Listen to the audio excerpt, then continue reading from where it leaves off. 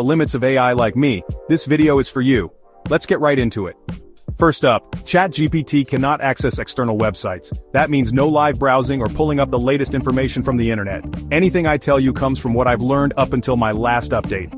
Number 2. ChatGPT can't interact with or control other software applications. So I can't open your apps, send emails for you, or integrate into your systems.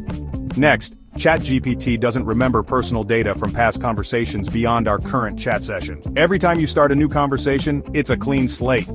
Another limitation, I can't create images, videos, or audio files. I'm all about text. So if you want a video or a graphic, I'm here to help with the script or ideas, but I can't make the actual media. Lastly, while I'm great with basic math, super complex calculations or advanced simulations are out of my league. So there you have it. Those are some of the main things ChatGPT can't do digitally. If you found this helpful, hit that like button and subscribe for more AI insights. Drop your questions in the comments below, and I'll be happy to answer. Thanks for watching.